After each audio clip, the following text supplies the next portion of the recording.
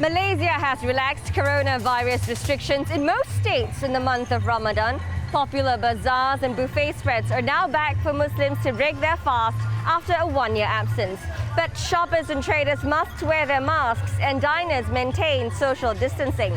Still, it is risky business as the number of new cases continue to remain high. Anak 12 tahun ke bawah tidak boleh bawa masuk. Malaysians love their Ramadan bazaars. Despite the stringent checks and long queues, visitors don't seem to mind. It's traditional for Muslims to visit Ramadan bazaars to pick up some local delicacies to break fast with families and friends. The sights and smells are worth waiting for, they said. It's been over a year since the city's under partial lockdown due to the pandemic, and many felt deprived because Ramadan bazaars were closed last year. Oh, Alhamdulillah, tahun ni rasa macam seronok dah sikit sebab dapat pergi bazar. Tahun lepas macam duduk berkurung dalam rumah aja. City Marina sells spring rolls and potato pancakes, a healthier option to Ramadan favourites like barbecued lamb leg and grilled chicken with creamy coconut gravy called ayam percik. But with daily cases in Malaysia still in 4 digits, she's worried about COVID-19 infections. Rasa bimbang juga, tapi ialah dengan ekonomi sekarang yang ramai orang terjejas, jadi terpaksa ambil peluang yang kehilangan kerja macam saya. Indeed, times are tough and she's not alone. Kalau kita takut-takut pun macam mana sampai bila kita tak menjaga. Mesti hari-hari pun nak makan. Mahbub Jonit, who makes traditional rice cakes and meat flours called serunding, have branched out to bottling traditional sauces for exports this year. Now, there are hundreds of Ramadan bazaars like this dotted across the country. Now, in Kuala Lumpur alone, there are more than 60. Now, with more and more Malaysians becoming small traders to make ends meet, the government has extended the operating hours for Ramadan bazaars till 2 o'clock in the morning. All the buzz over Ramadan bazaars has also gripped KL International Airport. With the international borders closed and interstate travel still banned, the airport operators has turned to food and retail to stay afloat. It's offering more than 120 authentic Malay dishes during Ramadan to satisfy the cravings and lift the spirit of its huge airport community. So what we're trying to achieve is just to sustain the sale as a normal month, because we know the impact that Ramadans bring to any F&B outlets during the period. So now it's a question of not making money, but it's a question of survival, you're saying, yeah? Yes. It's the first Ramadan bazaar at KLIA, and the 60,000-strong airport community, including the immigration, the police and the airline staff, are thankful. Now, face masks must be worn at all times, and all visitors must register with a contact tracing app called MySejahtera and have their temperature screened before entering. Now, to control crowd and also for safe distancing purposes, the number of visitors each time is limited to 20. To minimize contact, visitors are encouraged to switch to e-wallet instead of cash payment. With a sumptuous spread of Ramadan goodies, travellers are spoilt for choice. Very nice. Very good food here. With Raya or Eid Festival just around the corner, visitors are welcome to check out the sale at KLIA. Indeed, Malaysia Airport is in survival mode. This Ramadan is rolling out special promotions, offering discount as steep as 60 to 70% to boost the sale. With major cities in Malaysia come under stricter lockdown, more and more Ramadan bazaars have been ordered to close. But until then, Malaysians just can't have enough of their Ramadan bazaars come rain or shine.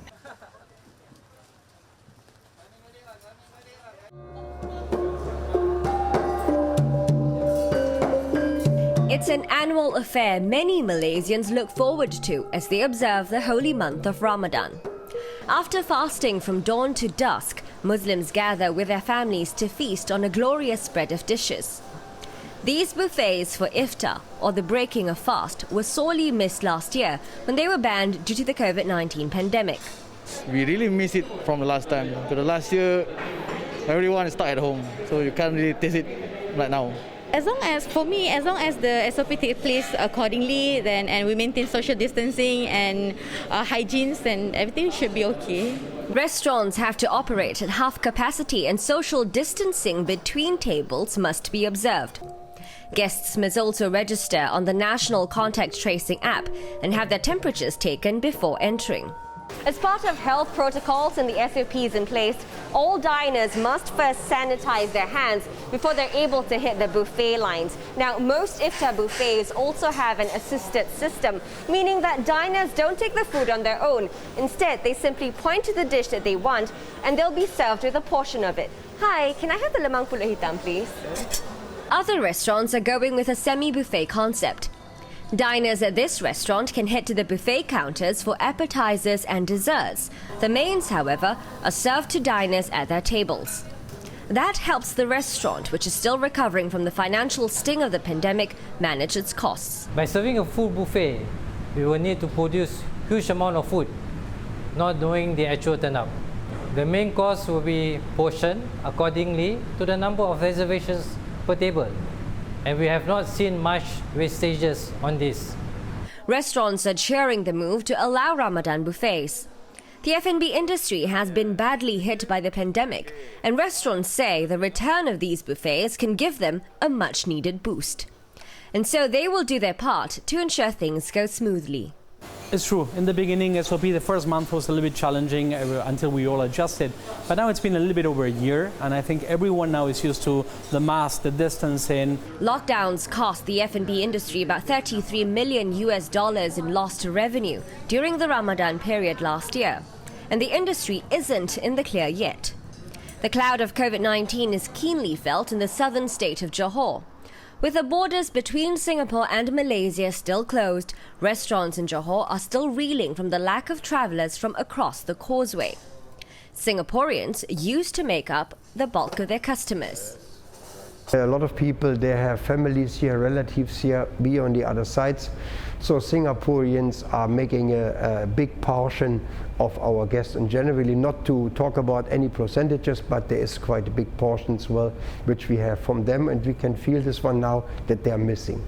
And so restaurants in Johor have since turned the focus on the domestic market, stepping up promotions to woo locals instead, with some even lowering prices for their buffets.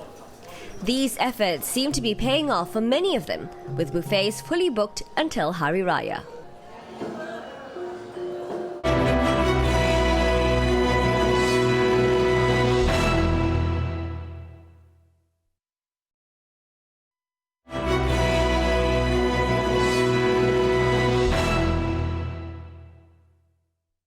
Muslims in Gaza are struggling with economic difficulties and curfews during Ramadan as COVID-19 cases rise rapidly. It's a brighter picture, though, in Britain as infection rates fall and the government ramps up its vaccination drive. And so the pandemic has not dampened the spirit nor the essence of the holy month across the world, especially here in the UK, where organisations are pressing on with donations and connecting people with one another via online iftars. The holy month of Ramadan is a gateway to all, observant or otherwise, to pause, reflect and reconnect with our collective humanity. This is the Ramadan Tent Project's open iftar before COVID-19. It is a time when communities unite to share in the joy and festivities of the month. Under normal circumstances, we have physical tents located in various cities across the UK. Where anybody of all faiths or none can come and convene and join at iftar time, which is the time when we break our fast in the evenings, share food and drink, turn strangers into friends, have conversations, listen to some of our guest speakers. Instead, this year, the Ramadan spirit is coming to you. So we encourage people to share their experiences virtually on social media, but also through our virtual iftars that we are hosting every single day of Ramadan. So where things would traditionally happen together and in physical events, it's now on Zoom, and you can also people can also tune in to our virtual iftars through our YouTube and Facebook live streams. Assalamu alaikum, welcome, hi, and welcome to the Virtual Open Iftar 2021. We were able to connect people not only from the UK, but from countries across the world. So, for example, we would have people from Australia joining us every day when it was their sunrise time. They were eating their breakfast in the morning, and for us it was sunset. So again, we were able to share those stories. So actually, we've noticed, despite the circumstances that we are in, we have been able to connect more people than ever before. And the Ramadan Tent Project is also delivering a pack containing recipes, a worship planner and festive decorations. Yet whilst this and online iftars offered by several different organisations are helping keep people engaged, being removed from one another during what's meant to be a sociable festival is proving to be challenging for many, especially after a difficult year in which the Muslim Council of Britain says ethnic minority communities have been disproportionately affected by coronavirus. We have been hit hard. There's been a huge amount of bereavement and loss. People will still be going through even at this time. I think the economic impact as well, many in the most socio-economic deprived communities. The way back to normality? Vaccines. And despite strict limitations prohibiting anything from entering the body from dawn until dusk, Muslims are being encouraged to take the jab, whatever time of day. We should take it, and I know that a lot of the countries from different parts of the world, with the Muslim countries, they themselves have said that the vaccine is fine to take, and a fatwa has been given to say you should take it. In part due to the success of the vaccine rollout here, the British government is on course with its roadmap out of lockdown. Places of worship, for example, are already open. Small outdoor gatherings are permitted too. But large indoor household mixing won't be allowed by the end of Ramadan. And that means Muslims in the UK might have to ration their social contact long after rationing their food and drink. Ramadan in Gaza, like in many places across the globe, looks very different this year again. Authorities have put in place far-reaching COVID-19 restrictions that limit movement and gatherings for the residents. A daily curfew is enforced, while all mosques and shops are closed overnight, and Taraweeh prayers are conducted at home alone, just like the iftar meal that breaks the daily fast. المساجد لا تستوعب الآن أكثر من 30% من القدرة الاستيعابية الأصلية لها. كذلك شكل العبادة اختلف، وهذا أثر على البعد الروحي فيها. كذلك النساء أصبحن لا يصلين في المساجد، الجنازات لا تصلى في المساجد، التحفيظ لا يؤدى في المساجد، الدروس الوعظية والمحاضرات لا تؤدى إلا بالقدر اليسير، المحاضرات العلمية. كل هذا التأثير من كورونا في بيئة المسجد أثر بشكل كبير في الجانب الدعوي والجانب الشرعي. The pandemic has severely exacerbated the already dire humanitarian situation in the hugely densely populated enclave. Unemployment is at record levels, and more than half of the population rely on food handouts.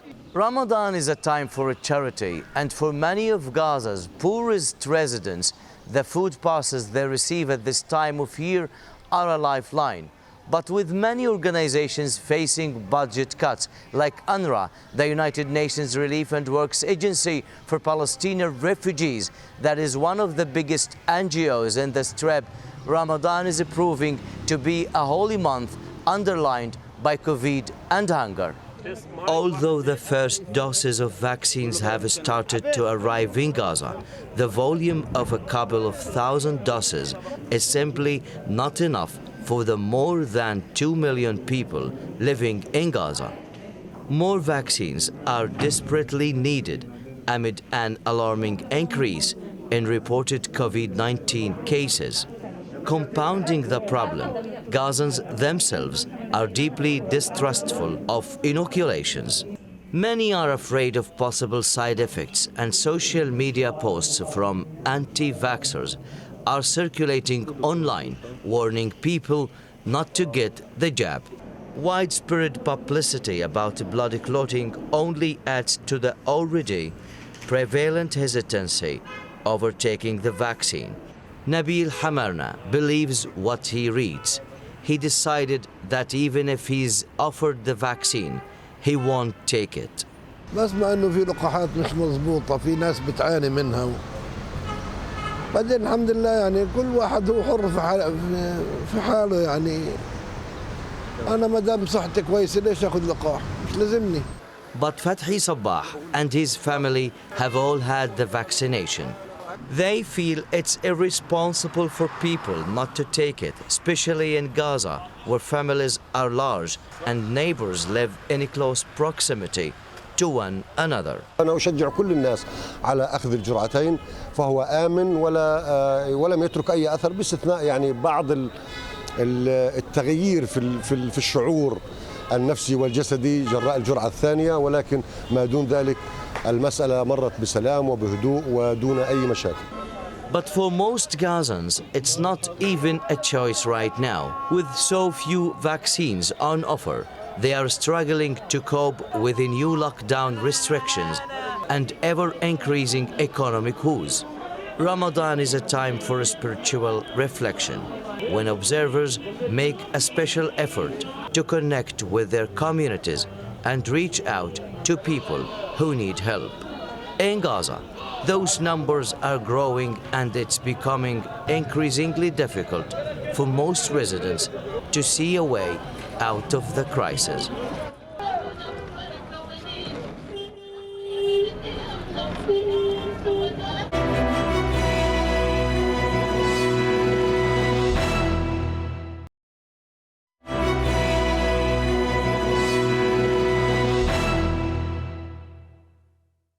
Muslims in Singapore and Indonesia are set for less festive Ramadan celebrations this year amid the pandemic, and things are looking up ahead of the Eid festivities, which marks the end of the fasting month. Muslims can now once again break their fast in restaurants, attend congregational prayers in mosques, and even set up physical stalls to sell their items. And many are hoping that this will be the last year that Ramadan will be held in the shadows of COVID-19. Baking once again to fulfill Hari Raya orders. Lynn Siriga says she's seen a 30% rise in demand for her pastries this year. And she aims to fill about 500 containers over the next 2 weeks. This year, we open order for 1 week because we have too many orders.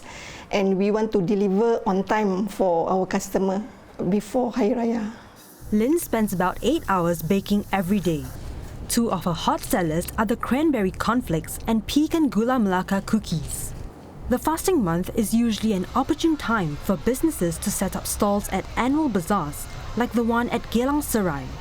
While the physical bazaar has been cancelled again this year, all's not lost for the merchants. This restaurant in Kranji allows businesses to set up physical stalls. About half of the 20 vendors here came in just for the fasting month, and they're selling a variety of things such as Hari Raya goodies and home and lifestyle items.